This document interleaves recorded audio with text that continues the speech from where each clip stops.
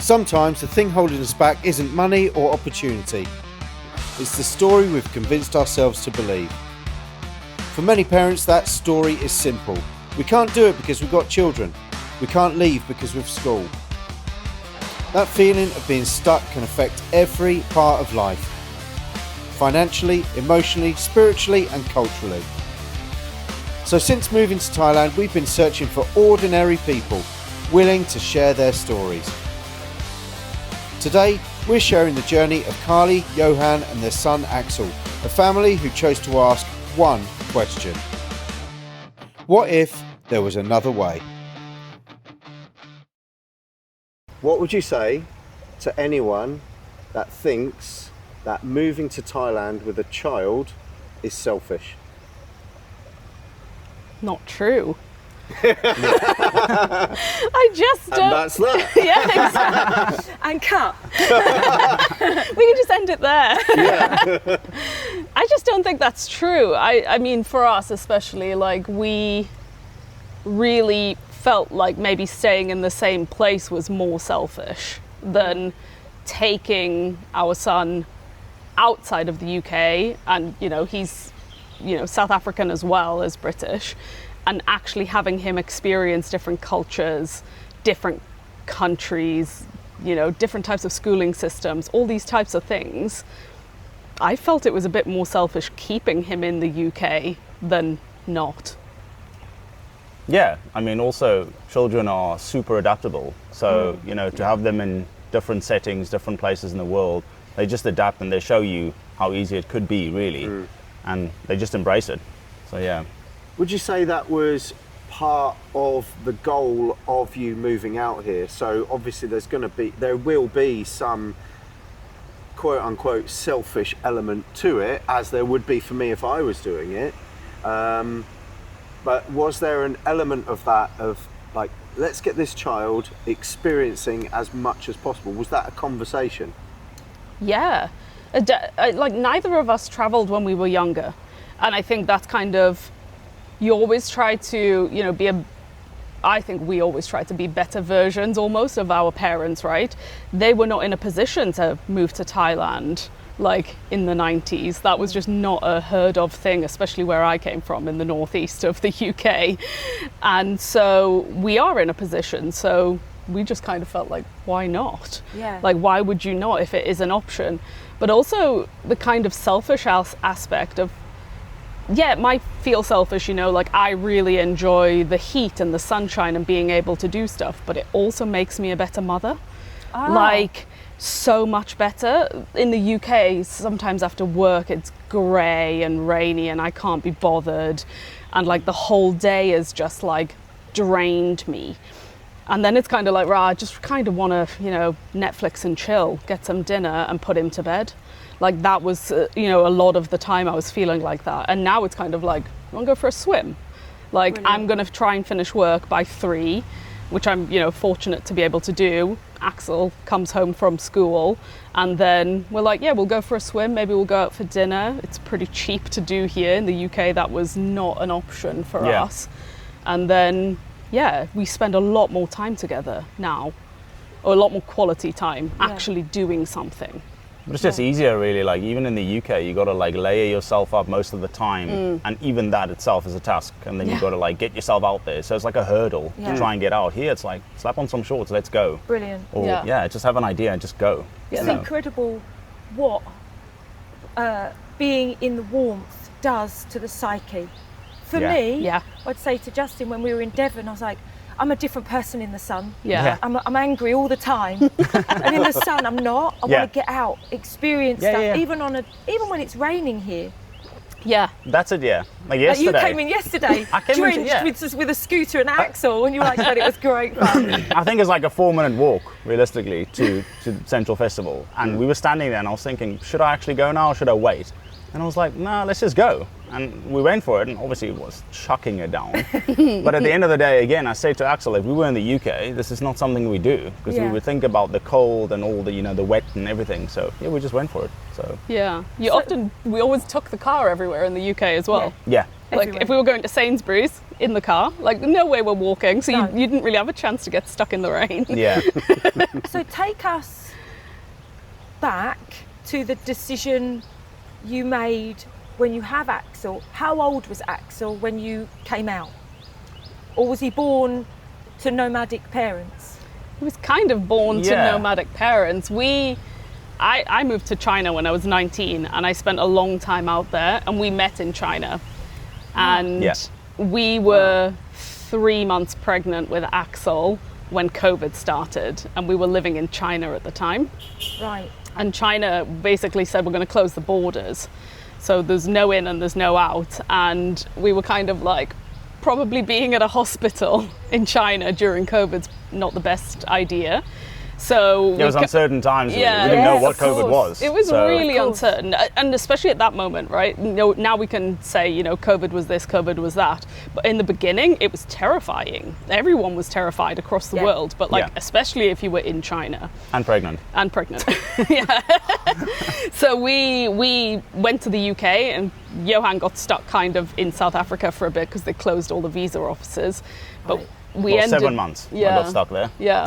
We ended up in the UK and had Axel. So actually being in the UK with Axel postpartum was like actually the first time I'd lived in the UK as like I would class as like an adult, because I left when I was 19, and during those 10 years I'd maybe lived in the UK for like 6 months. When I'd like gone back, I was between jobs, and then I went back out to China and stuff like that. So it was really eye-opening, and then also having you there, like. Oh, it was my first time in the UK ever. And it was cold. It was winter. Yeah, it was interesting, but obviously having Axel newborn and everything, it was just I think it was great. And where we stayed, we were really lucky. Super lucky. And I really enjoyed it. Obviously, it was like a first experience for me with a child, and then also in the UK. So I kind of wanted to go out and explore as well. Right. But obviously reality hit with like, it's cold. But I made it work. And as a South African, we see snow like maybe like once a year. If you travel to the mountains when it snows, it's like a news report really. It's snowing, go. You get in your car and you go see it. But in the UK, we were walking in the snow, and I was like, oh, this is great. Right. Until I had to clean the car. To go somewhere. Every morning. But it was like a new experience, so yeah. But I feel like after that, we basically said, we had this idea in our head.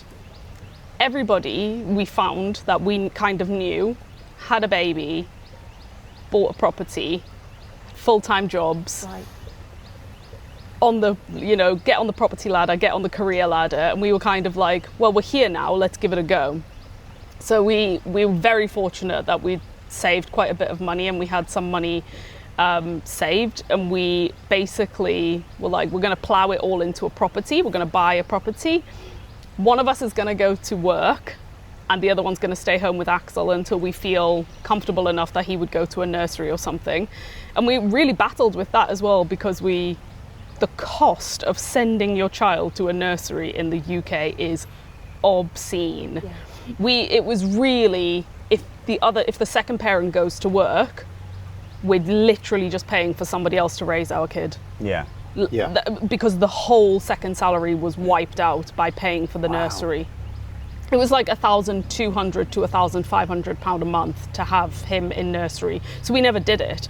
We were just like, it's pointless. And we basically both applied for jobs. Literally the entirety of the UK. We applied for jobs like Brighton, Bristol, London, Oxford, even like up north, Edinburgh. We were just like, whoever gets the best offer in the best situation goes to work, and the other one stays at home. And I got a really good offer from a really cool company, and I was really excited about it. So I was like, yeah, fine, I'll go to work. And for 2 years, we literally lived that life, didn't we? Yeah. Like 9 to 5, drove in and out of the office, worked 5 days a week, bought property. We bought the cheapest property in the area that we lived in because that was all we could afford, and we did it up. Yeah, it was a fixer-upper. It was a real fixer-upper, but we had to live in it while we were doing it because we didn't have any other money to do anything else. So we did 2 years of that, and then we were really starting to feel like, I think everyone's got it wrong. I think what, like for us, this is not working. Like, is this it? And we used to have such, I would say, like exciting lives. Yeah, and also, I think obviously living in China, it gives you that like almost like everything's at your fingertip kind of vibe. And when you're in the UK, it just feels like you need to really go out of your way and get things done. I mean, I always laugh about it, but in China you can have anything delivered to your door, as you could here. But we even had our pregnancy tests delivered to the door. Yeah. Because we were like, we think we're pregnant, so let's just quickly go order them, and they came to the door. Yeah. So it's just so easy. In the future, isn't it? Yeah. I feel like in China, and you know, to an extent, the whole of Asia, for me, it feels like everything's possible. And I feel like when I went back to the UK and that grind really got to me and the weather really got to me, it felt like almost nothing was possible. It was like a complete opposite. And so we were like, what do we do about this? Because we're now in the UK, we've racked up a bit of debt as well. We've got this property, and we had a real sit down, and we were just like, we've got to do something. And we decided I would speak to my company about being fully remote and what options were there. Right. And I was really fortunate that, you know, my manager was great. And he was just like, well, why don't we trial it for 6 months? And if it doesn't work, you can choose to either come back or you leave. But it's kind of an unwritten agreement. And I was like, okay, fine. And because I wanted it to work so much, I probably worked harder when I was working remote than when I was actually in the office. Brilliant. Because I was like, this benefits us so much. I'm going to put in so much effort. I'll make it work. Yeah. And so, went fully remote. And we're like, what do we do now then? So we sold the flat. And then we just kicked off living nomadically. We did slow traveling for like 18 months, 2 years almost. Yeah. I was obviously stay-at-home dad in this whole time, obviously, and part-time renovator of the flat. That was interesting. Axel brought a crowbar over. Like, do you need this? That's awesome. But I could see Carly working extremely hard in this whole time, but still making time for Axel, of course. And I think that's when, well, we can obviously rant about my visa as well at the end of the day. It was quite expensive for me to be in the UK. Even though, you know, you're married to someone who is British and you have a child who is now British as well, it's just like the cost of it was extreme. And then the rules as well was like, you can't leave the country for X amount of days. And we were like, but what's going on? Like, we want to travel, but we're kind of restricted because we A, spending all this money on this visa, and B, you can't leave the country for a certain amount of time. And the traveling we want to do, we want to leave a little bit longer than that. And that's getting the UK visa for yourself. Yes. So just for anyone that wants to know randomly what that might cost, because I've got no idea, what would be, without delving too deeply into finances, what would be like a yearly cost for something like that? Well, I think it was more about like a 2.5 year kind of cost essentially, because it was like a payment you had to make every 2.5 years, and it went up to about almost £3,000. Yep. So every 2.5 years I had to pay about £3,000, which half of it basically goes to the NHS to use the services.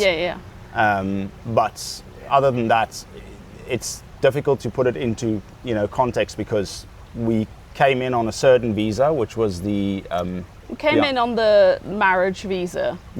So to get married, and for that I either had to have a job which was making, it's so long ago now, but I think it's about 25 to 30k a year, and I have to basically say he will be my dependent until he has the right to be able to work in the UK, and then he will, you know, start working and contributing.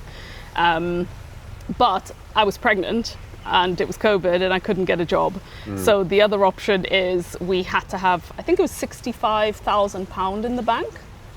So Johan had a property in South Africa, which he had to sell immediately, like really quickly, for a way cheaper price than he could have got for it, to be able to put that money in the bank to be able to come to the UK. Because it was COVID time, nobody wanted to really jump at properties. Yeah, Because it was quite uncertain, and the offices obviously dealing with the paperwork of selling a property, they were like shutting and opening because of cases of COVID popping up in the offices. So all of that played a role. But yeah, we had to add 65k in the bank, and that's how I initially got over to the UK. Once the property was sold and I could prove that I have the funds. Yeah. But then after that, well, that was actually a 10-year route that we took. So to citizenship. And then when I was 2 years in or so, we were like, well, we obviously got married then as well in the UK. Now we can switch to a 5-year route, which made more sense. Yeah. And then when we switched to the 5-year route, the government was like, great, now scratch the 2 years you've done in the UK thus far. Let's start fresh. Here's your 5 years. No. And that really got to us, and we were like, right, so now it's the same amount of money. And we're going to start over again. Yeah. So by year, like the first payment, basically like 2 years into that, we were just like, what are we doing? Is this really where we want to be? And then the question obviously started as well. So that was like the turning point. Yeah. That was like, right, something's got to give. You wake up when you're like, something's got to give. This is not happening for us. Yeah, it was also really stressful because you never know when you might get a visa rejection. Sure. Yeah. And so you're building this entire life, and the next time you have to apply is not guaranteed that they'll say yes. Right. So like we thought about maybe potentially starting a business or doing, something other than just grinding it out 9 to 5. But it was like, that's not really an option until we complete this whole process. Yeah. Because it doesn't feel like it's a bit risky. It's a bit what if, isn't it? It's very what if. Like at least, when we bought the property, we were like, even if we have to leave, we can sell it. But if you've got a business and you have to leave, what do? Like you plow so much money into it, and the chance you are able to sell it might be there or it might not. We were in exactly the same, in exactly that position. Yeah. We got together, we started businesses, and that's the exact position we were in. So what I want to ask is, you're now at a position where you were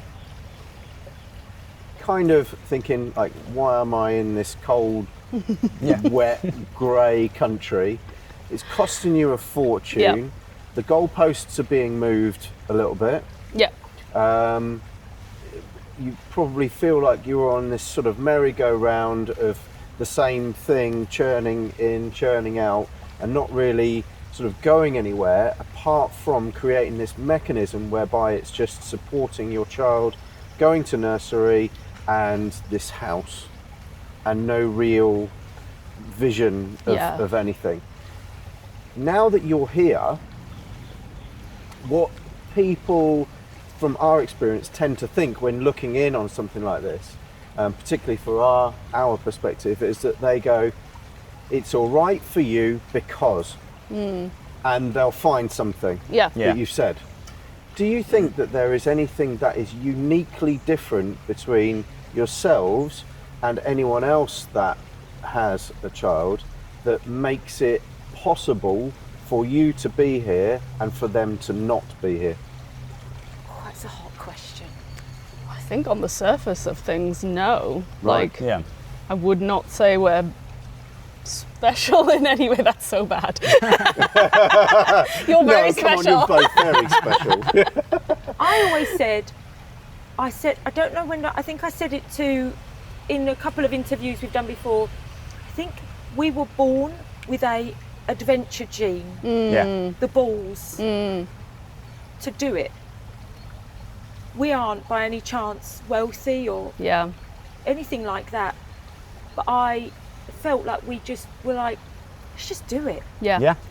So maybe you feel the same. Yeah, I feel like, we both grew up in very working class environments. Like, there was no money for travel, so it never happened. So I wouldn't say that we were like hugely exposed to traveling when we were young, and that like bred this desire to do it. That didn't exist at all. And we both worked hard when we were younger, like in very different areas, but we did both work hard, and we were lucky to save up some money. But there's nothing that I would say differentiates me from pretty much anyone that I went to school with, for example. You know, everyone kind of grew up similar wealth class, but we all ended up very different routes. Like a lot of people that I went to school with still are in the same hometown, or they haven't moved too far. And then, you know, there's probably a handful that have moved abroad. So I wouldn't say, maybe it is like you say, there's an adventure gene there or something. But the first time I traveled was out of feeling stuck. Like I really felt stuck. I didn't want to go to university because I didn't want to rack up loads of debt because I couldn't see how I would feasibly pay that off. So I went to college and I really didn't enjoy it. I was, you know, I did a year of AS levels and then I did 2 years of college. So I was just kind of like, I'm really stuck here. And I started hearing about people like making money abroad, doing, you know, maybe teaching English or working, like a working visa in Australia or something like that. And I was just like, there's got to be other options here. Like there must be. And so that was kind of my kick to be like, well, if I'm going to take a gap year, then I might as well do it now before I decide what else I am going to do. So yeah, I guess that's the adventure came from there. I was just I was so stuck. And it's crazy to think of how stuck I felt at 19. Like most people are like, oh, I'm going to do this, I'm going to do that. And I was kind of like, just don't see me being here in the UK and slogging it out for the next 50 years. Yeah. There must be other options. And I feel like actually maybe a lot of people think like that. I think people think there must be other options, but maybe... But it's funny, my pivotal was I was the Mr. Mentor and I was playing Mr. Bump. And I remember the moment where I was backstage and it was raining outside. I was a little bit older, I'd already worked on the cruise ships, I'd done that. Yeah. And I went, there's got to be more to life. And those were my words. Yeah. And it was like a light bulb went on. I was like, oh, I'm just going to leave. Yeah. But I feel like, did you ever get that? Did you ever get that I'm going to leave moment when you, with the Royal Marines? I think mine's a very different scenario because I was heavily bullied at school. And then I went from that to joining cadets. And that was my turning point where it was like, there's a different group of people in this world that share a mindset similar to mine.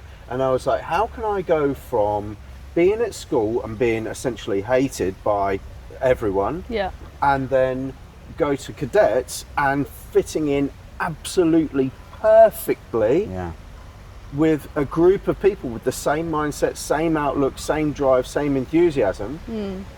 And so then that's what then took me to, so I guess it's like, it is a pivotal moment in a way, but mine was more about a group of people sharing the same mindset. But it comes to a book that we're reading actually, and it categorizes people into 3 categories. You're either a follower, a leader, or a rebel. And listening to you, I feel like the category of people that do something like this tend to fall into the category of rebel rather than leader, follower. So if that was you, what was we're going? What was that time you were like, was it one or the other? I've been to Thailand, I love it, and shall we go? And the other one went, yeah, great, let's go. Or what was that turning point? Well, I think it wasn't actually a turning point just then and there yet, but it was the first time we went to Thailand was just for holiday with Axel. And he was about 2.5. 2.5, Yeah. And I've never been to Thailand at that point. And we did about, how long were we in Thailand? We did a month. A month. I saved up all of my time off. Yeah. And then we had 10 days over Christmas, so I bundled it all and attached it to those 10 days. So we had a month in Thailand. Yeah, we traveled, a couple of places in Thailand, no, it was Chiang Mai. No, it wasn't at Chiang Mai. No, we did Koh Samui, Koh Samui, the islands, and I fell in love, obviously, with Thailand, and Carly had already been, so she loved it as well. But then we went back to the UK and did our usual thing until we were like, well, this is actually something we would like. to do, but more of like travel a bit and, you know, with Axel. And then there came a time where we were working towards it, really. We were like, right, we want to start being nomadic. And obviously we knew Carly was in a position, and I was obviously in a position, stay-at-home dad, to be able to do that. So I remember our first time where we planned things, and our first port of, you know, call was going to be Amsterdam or the Netherlands. Yeah, we took the ferry from Newcastle. But that's when it all started. Like, that was like literally the line that we crossed, and we were nomadic after that line. Yeah, you like that to the UK? Yeah, we were just like, look, we're off. Like that's it now. There's no return in our minds to when we're getting, you know, point of return. So we went there, and then I remember vividly, and I don't know if it's something we said or if Axel just felt it, but we were struggling that first week into that nomadic lifestyle, because Axel was like a different child. He was like screaming on the streets and like kicking off, and like I was like, is this just like what's going on?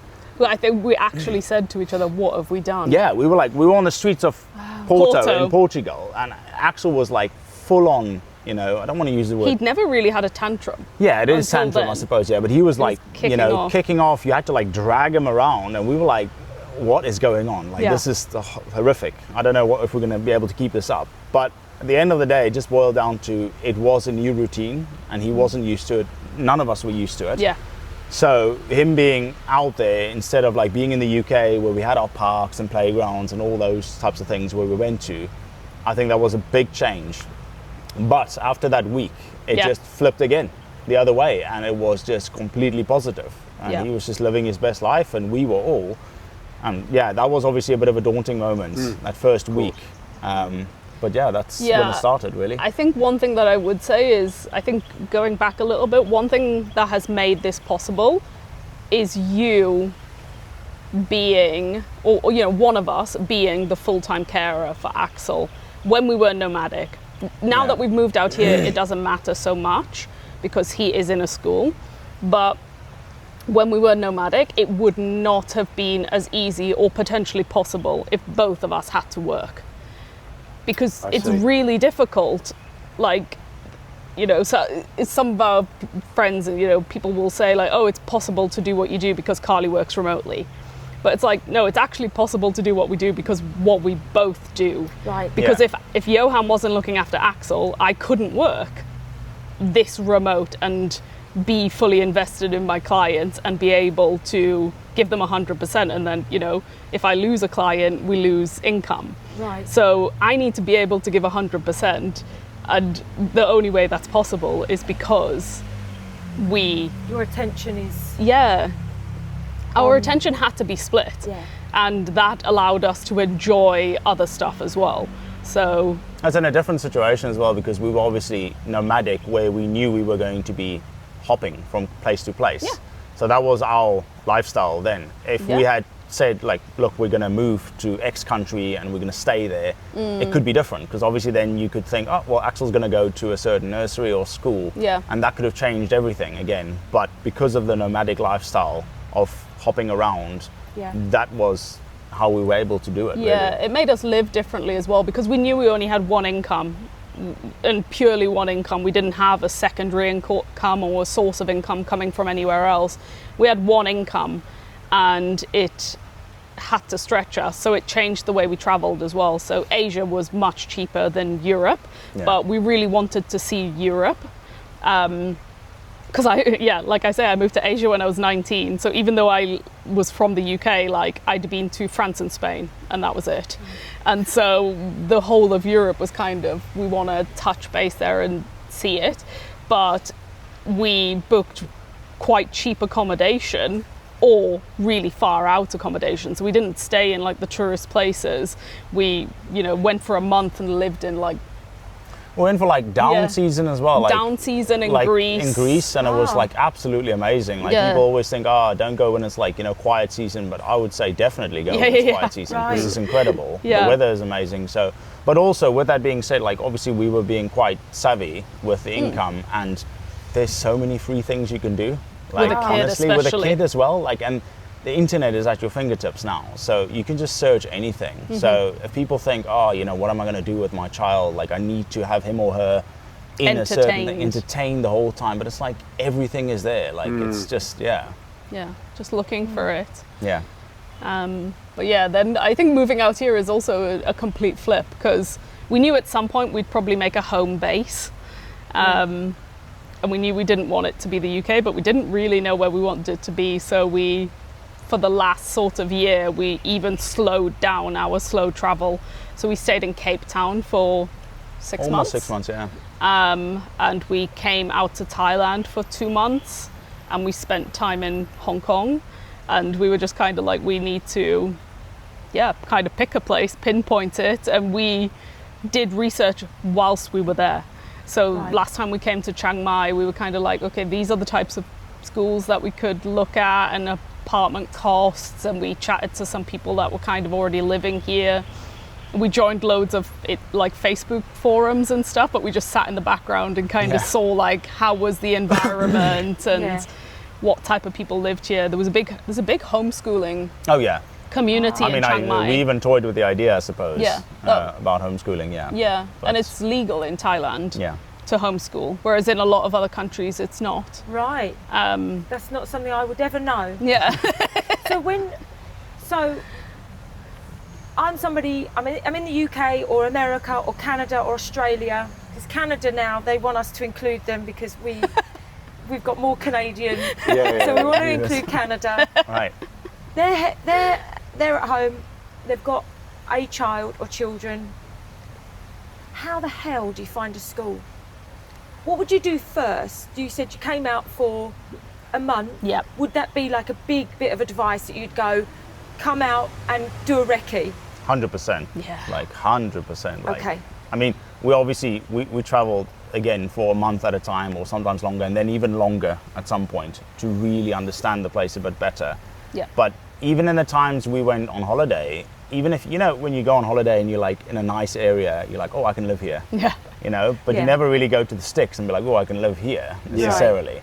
But it's important to explore all those places. You really got to, even if it's a grab or whatever, just go places. Go to the school potentially, and obviously don't be creepy. Don't be standing outside the fence and be like, hey. At the gates. Try and set up an appointment, and just, even if it's not like, obviously don't lie about it, but just say you're interested in the school potentially, want to have a little tour, because it doesn't harm anyone to have a tour and to understand what it's about and if you like it. And we did that quite, a lot. So. Well, the first time we came, we didn't. Yep. We just kind of online researched the schools, but being in those Facebook groups was really eye-opening as well, because people that were ahead of you were already asking the questions. So, some family had just arrived in Chiang Mai and they were like, oh, we're deciding between this school and this school. Could people give us their points on it? And I think what I noticed about in Thailand is they've got really strong laws of like defamation laws. So you can't say anything negative about any. But like, it was really obvious if there's something negative to say, because someone would be like, oh yeah, I know about this school, I'll DM you. Right. So then you kind of start taking up tips from here, there and everywhere. But when we then pretty much decided on Chiang Mai, we set up 12 appointments with different schools, and we were kind of like, let's see them all. Like, so why not? And my friends were laughing at me because they were like, you're going to be like, you could write a blog on this. Every school that you visited in Chiang Mai. And by like school 10, we were like done. I was like, I can't see another school. I cannot. But so many different options is what I will say. Like, we were shocked at how many options there are. I mean, whilst we were even looking at all these schools and visiting them, there was even talk of a new school that hasn't even like opened yet. Oh, right. That's being They're looking for founding parents. Founding parents, and we were like, okay, well, let's go see, hear it out. I think one question people are going to be thinking is you're in Thailand, they're Thai, there's going to be a lot of Thais. What do you do about language? Are there different options once you've found schools? Do you have to then narrow it down and go, well, we want them at a bilingual school, or we want them at solely Thai, or we want them at how does that look? That's what we did though. Yeah, that's what we did. We actually saw, I would say, the whole range. So we went to Thai schools, only Thai, or English as like a secondary language in the older grades or something like that.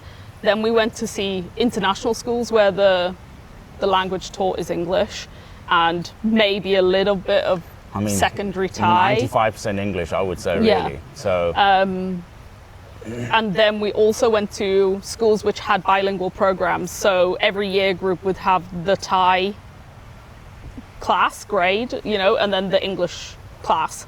So you could set them in either, and, you know, they sort of all grow up at the same time together, but, you know, they're taught in different languages. And we were really like, which one do we choose? Because we want him. I think the big thing, even before I had a baby, I was like, I want them to grow up like polyglot. I want them to speak so many languages. Because I realized after learning Chinese, like, it's such a barrier to entry to actually know people, like, from that other culture. Like, my Chinese friends, like, I only realized they were funny once I could joke with them in Chinese. Right. Like, they were really dry in English. Right. They'll forgive me for saying that. But, like, I was like, you're actually really funny when you're speaking your native language. So we think language is really important. And English is not even Johan's first language. Yeah.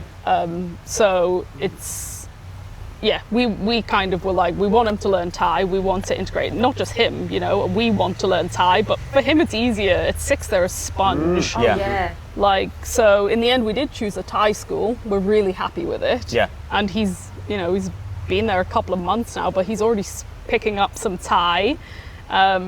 Which is really cute, like, just seeing him speaking Thai, you know, and we're like far behind him already. I mean, he's singing a couple of songs in Thai. I'm like, oh, what song is that? He's like, oh, it's just one from school. And I'm like, okay, cool. Yeah, we've got no idea what it means. Yeah, exactly. It's not on my playlist. Earworm just before you go to bed. Yeah. Maybe I should start a playlist of Thai songs only. Maybe we'll just start singing them out loud. Yeah. So what does a school cost? Oh my God, the range is crazy. Yes, that shocked us, yeah. Really shocked us. So the school that we send him to, we pay about it's under £2,000 a year. Yeah. Yeah. So, you know. We should go, just do the language class. And it's amazing school. Yeah.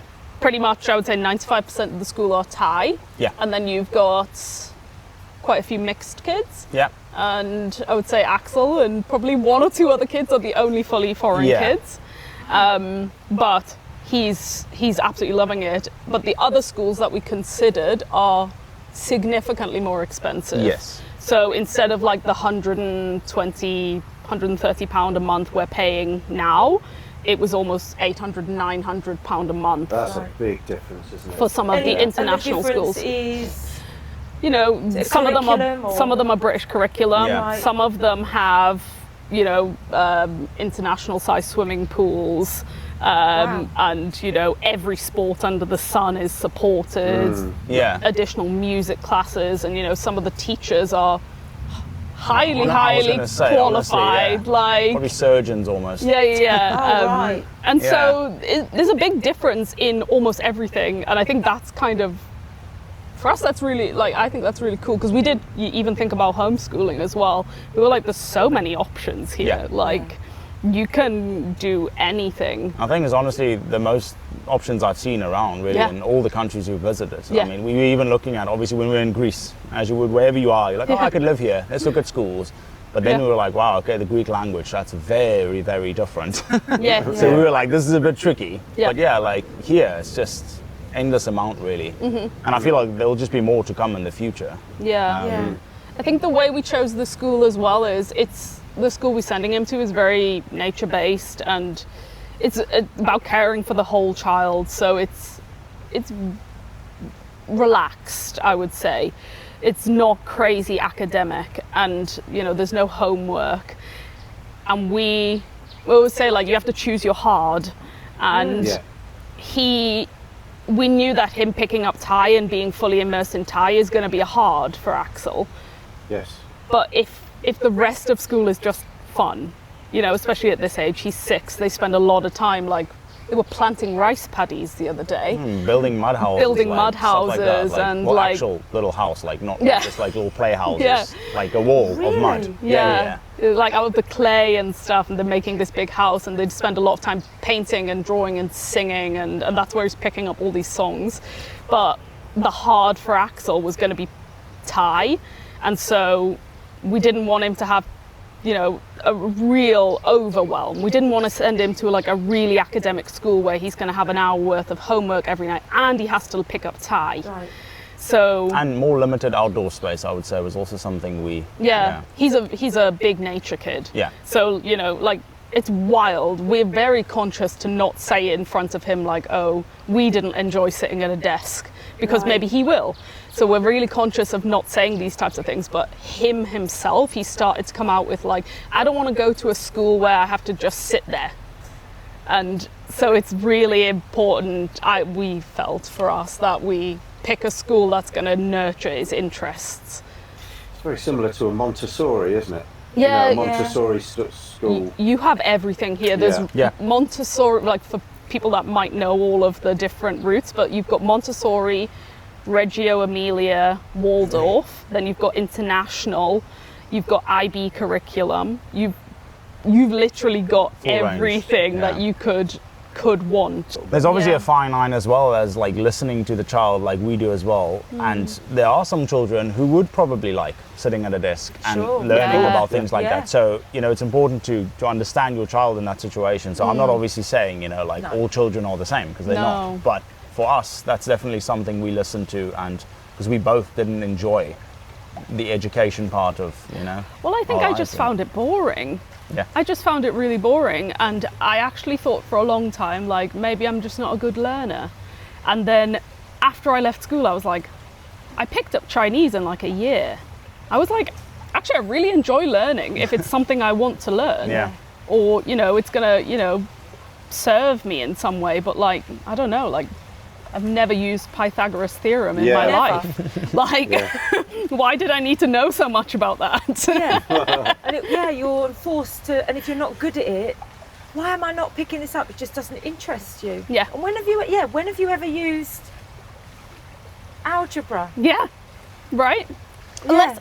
Unless I'm a big, if you're really into math, great. Like the if school, you want to be an actuary or something. the school can really point you in that direction. Yeah. But like the way the world's going with like AI and everything else, like trades are going to make a massive comeback. Yeah.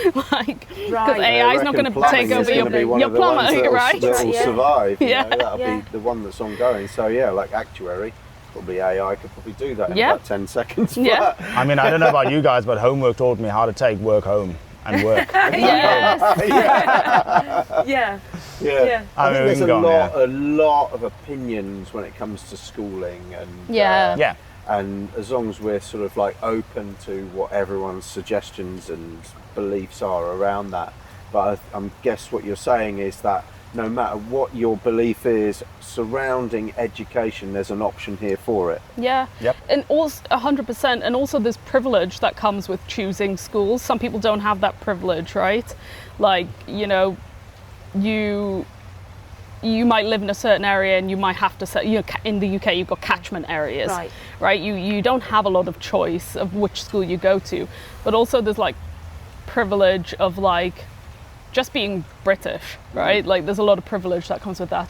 And, you know, if you grew up in a household that was like really on the breadline and you're trying to change that generationally, you might want to send your kids to very academic schools. You really want to push them to be much better than you. It's all these different things. I think we really we don't judge what anyone does. Like, and I also don't think anyone gets any smarter about being a parent once you become one. Like, there's so many different kids out there, so many different environments, so many different types of parents and opportunities. And we try not to judge like anybody for any choices they make. Like, if you send your kid there because of XYZ reason, cool. And if we send our kid here because of XYZ reason, also cool. And yeah, that's what Chiang Mai does give you though, all those options. Yeah. Yeah. To go any route you want. Yeah. So I've got 2 questions, but it kind of falls into one, really, because one is dependent on the other. Is what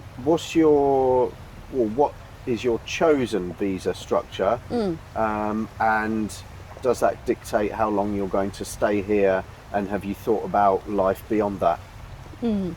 So I've got the workation DTV visa, which is 5 years, and Axel is my dependent on that visa.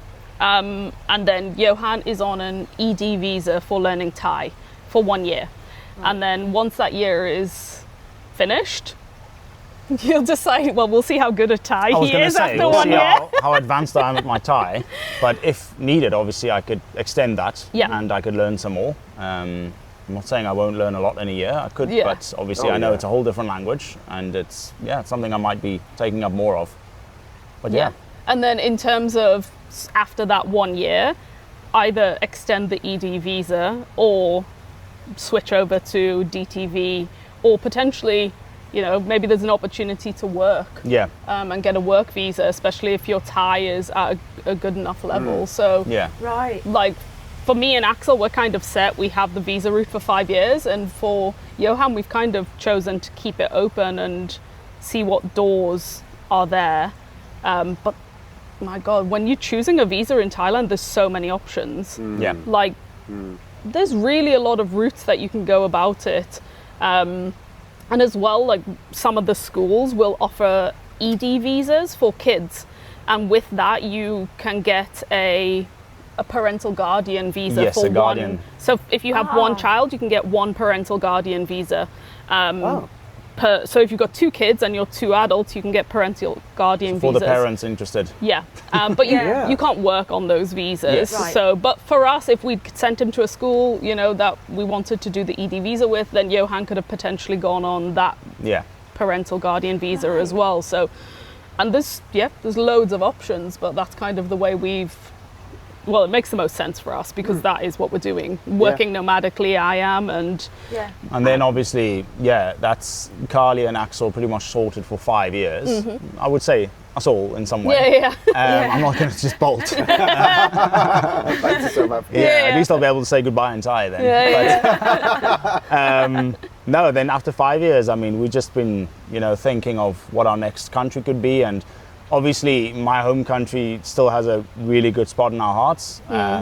So Cape Town is a potential. There's an amazing school. There are amazing schools there, but there's one that we really, really do like. And I still have some family there, and all of us really enjoy Cape Town. So that's an option, but obviously that's So he could be English, Thai, Afrikaans. Yeah. A lot. Chinese. Actually, in the school he's at as well, in grade 2, they start learning Chinese as well. Yeah. Brilliant. Yeah, so it's Thai, Chinese. And some of the other schools, it was funny, one of the schools we went to, they did Spanish, Chinese, French and English. Like you had like multiple routes that you could go down. You could also do dual, so you could do Spanish, Chinese, and then the taught language is English. Right. So yeah, it's a lot. Is there anything any of you miss from the UK? We were joking before this, I miss Vinted. Vinted? Yeah. Oh, you miss Vinted. Well, I've got 2 suitcases full of clothes. Yeah. I can easily sell. Right. Yeah. Well, I mean, Vinted has started shipping internationally, but I don't know if it's going to start here. The price of shipping is just... Oh, yeah. Sell a swimsuit for £1. £15 shipping. I think for me, I'm going to have to say a doner kebab. Then again, That's a true converted Brit. Look, I'm from South Africa, and the first time I had a really good doner kebab was in the UK, and I'm just like, like an after drinking one, or an actual like.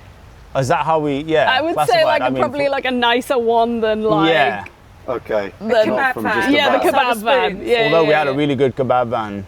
Close to us where we lived, but no, it's not like I eat it like every day, but yeah, it's something.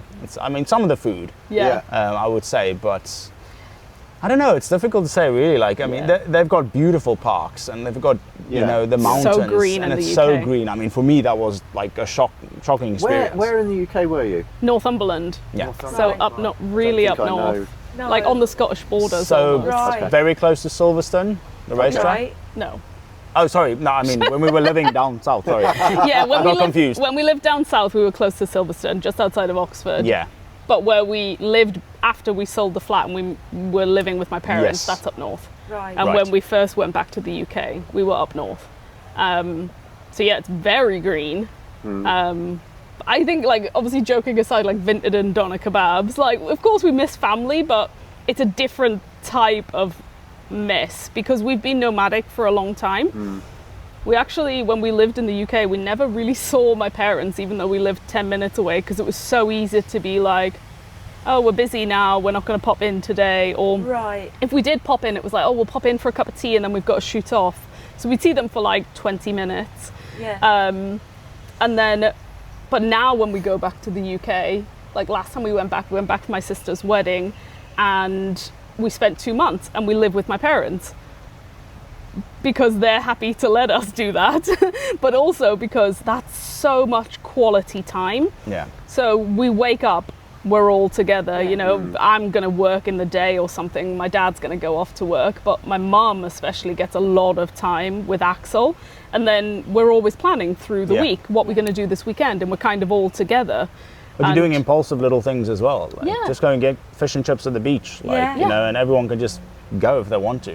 We've spent way more quality time with my parents and with your family in South Africa as well when we were there for 6 months than we would have done if we actually lived there. And maybe that's unique to us, I don't know, but I just feel like life gets in the way so much when, you know, when we were living in the UK, I was always tired, couldn't be bothered. Yeah. Kind of had It gets that dark feeling at like of like 3:30. Yeah. What do you do?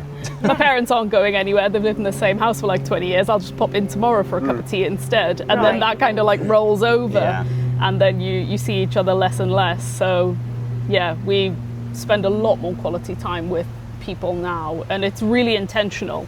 When we go back to South Africa, we're flying all the way there, like we want to see people, we want to do stuff. So it's very different, and we do miss family, but I think the way we've got it now works better for us, works better for Axel. More quality. We're always making plans. quality. I mean, I just rang my brother the other day and saying, right, when are you guys coming to Thailand to visit? And they're like, oh yeah, we're planning it already. So, and then her parents as well are planning to visit. So there's a lot of, you know, big plans for them. Everyone to see that we each other. do miss are very aware that we've just open housed our place to them. Come whenever. Don't even, you know, there's an element of planning, but come whenever. Yeah. That's Just get effective here. what we've done, isn't it? Yeah. Open house. Yeah. Just get to Bangkok Yeah. and then either stay in Bangkok and make your way to Chiang Mai. Yeah. Or we'll meet you down there. Or we'll That's what meet we you said. there. Yeah. And we'll go south. Yeah. Yeah.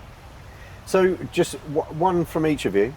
What would be your biggest piece of advice to parents who are currently where you were in life? You can go first.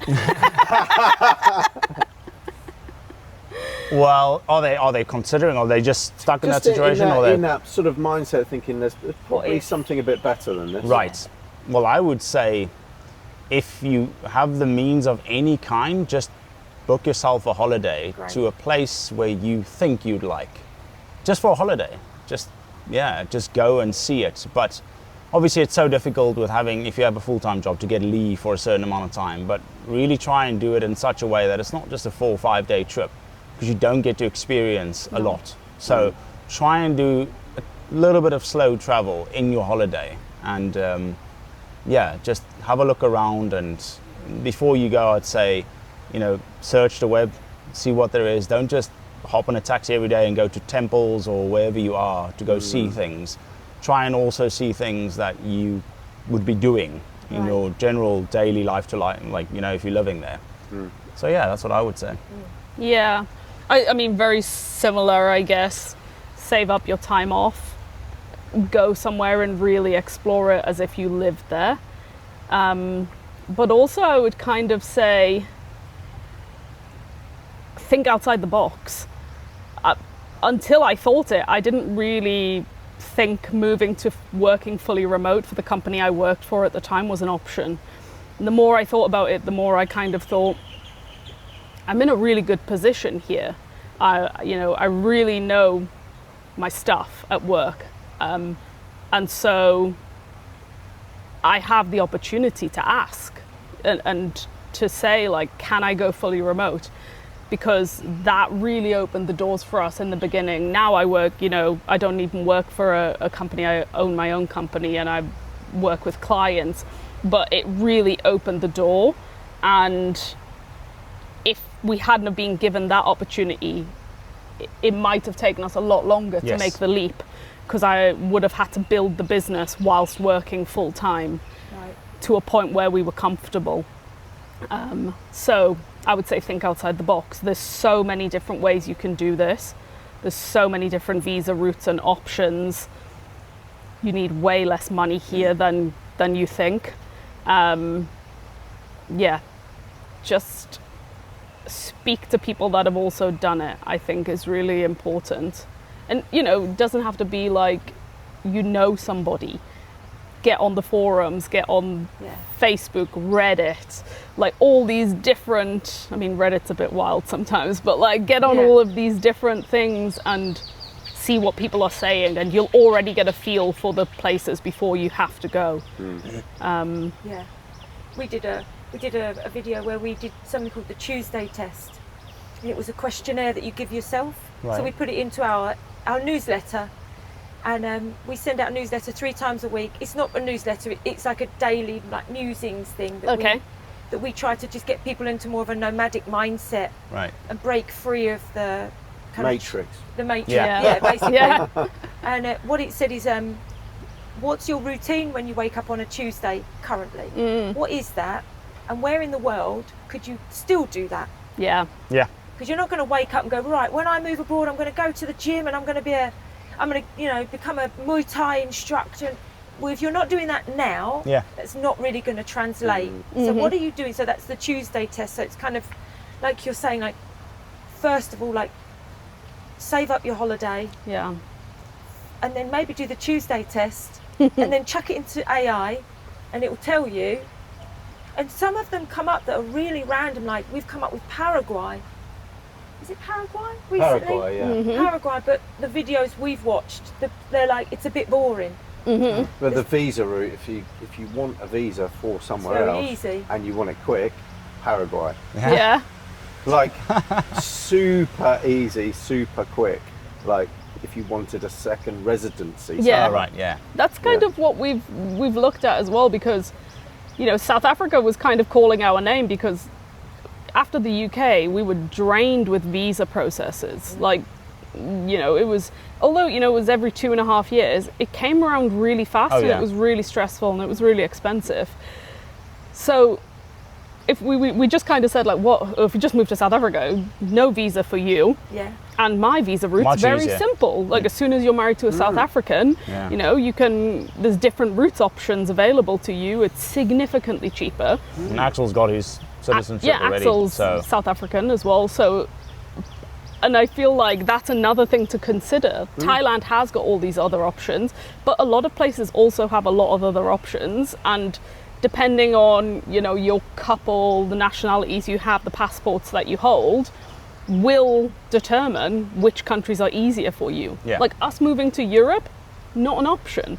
Like getting Schengen visas and residency visas for South Africans is so difficult. Yeah, it's a nightmare, really. It's really a nightmare. So, but that's not why we ended up here. We prefer it here.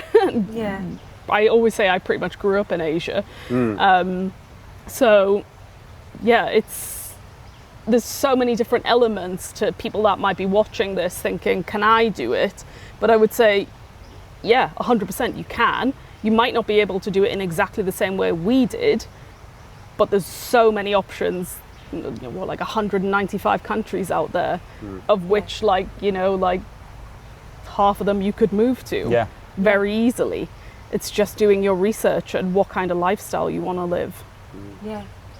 Well, I think you've done a great job of being able to, save people searching around on Reddit and in amongst a load of stuff. Like, you've given your time to us today and to the people watching today. And I think it's admirable what you've done. You've obviously got an ingrained mindset for travel, but I think you may have inspired quite a few people that are currently sitting in the position that you were, however long ago it was. How long ago was it?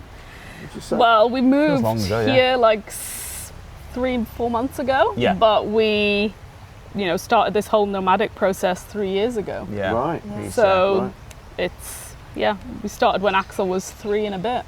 And he's phenomenal. Yeah. Thank you. Honestly, we were so lucky. Firecracker.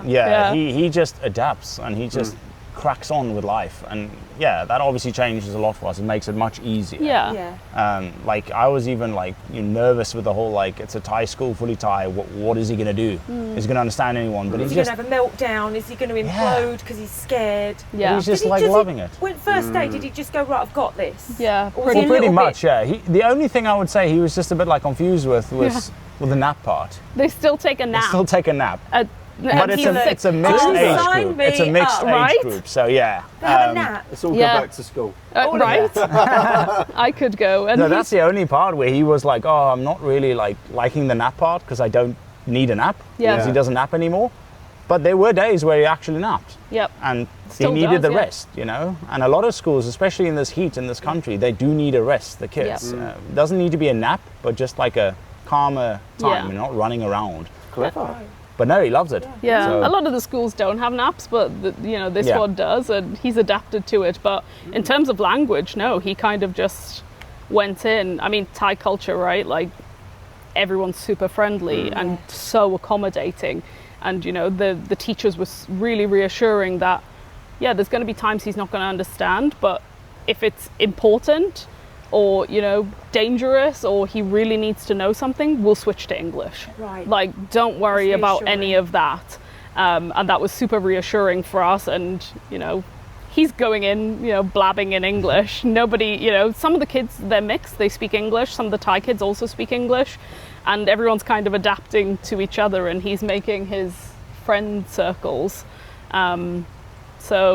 It's choose your hard. Choose your hard. Yeah. What about, and you don't have to discuss it because it's a hot topic, healthcare for you as a family and Axel? What happens? Do you have, some people have a savings account for medical, some people actually have an insurance policy. Yeah. Like, what happens if he gets hurt? What's the game plan? So if he gets hurt at school, the school actually, and pretty much all the schools have insurance on every kid. So if he gets hurt at school, it's pretty much covered.